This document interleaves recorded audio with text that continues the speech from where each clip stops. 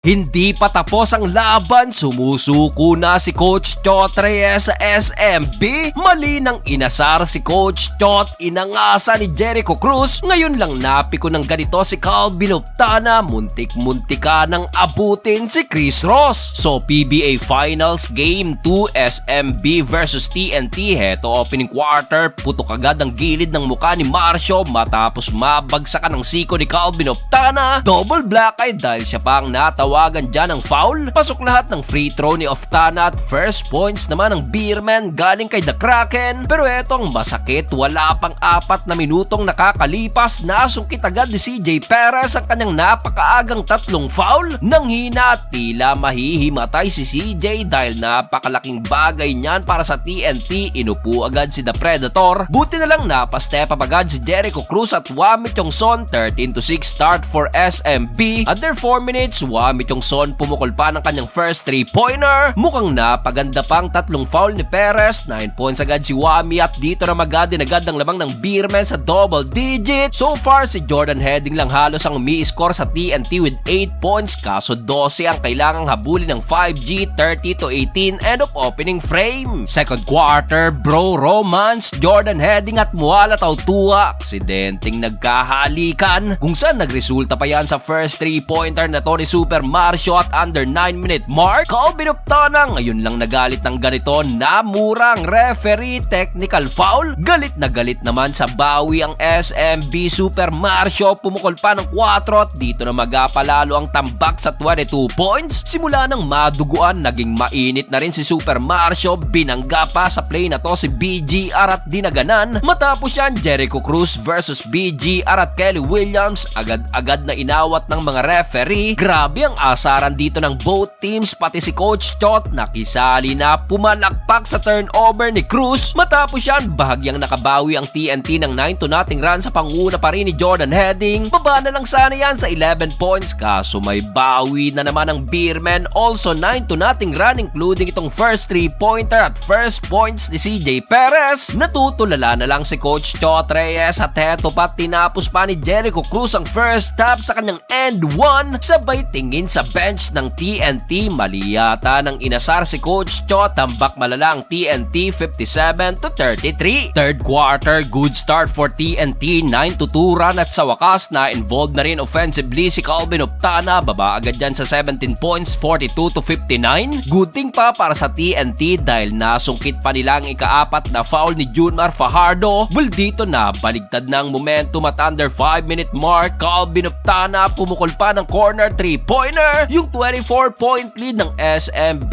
natunaw na sa 10, 54-64. Nabasag na lang ang massive run na yan sa tres na to ni Chris Ross at nasundan pa yan ang putback ni Junmar Fajardo na meron ng double-double, 11 points at 12 rebounds. Problema lang, under 2 minutes, halos maiyak si Rodney Brondial nang mangyari to, sama ng bagsak. Pero natapos ang third period, still abante pa rin naman ang SMB ng 14 points, 75-61. Fourth and final quarter, Stingray Ray ng Batak pumukol agad ng 4-point shot. Under 9 minutes, napikon si Calvin Optana sa depensa ng SMB at heto't delikado ang naging swing ni Optana. Butit dite naman ng siko si Ross. Tinawagan siya dyan ng ikalawang technical foul pero di na-eject si Optana dahil magkaibang nature ang nakuha nitong technical foul. Hindi naman makapaniwala dyan si Coach Jolas at Coach Chot Reyes. Abay, di pa tapos ang laban, sumusuko na si Coach Chot. Nilabas ba naman ng white flag? After niya, napa-take over pa si CJ Perez at dito na magana naman ang tambak sa 16 points. Literal na sumuko na nga si Coach Chot dahil di na nakabawi pa ang TNT sa huli. Bawing-bawi naman ang Beerman sa Game 2 ng Finals.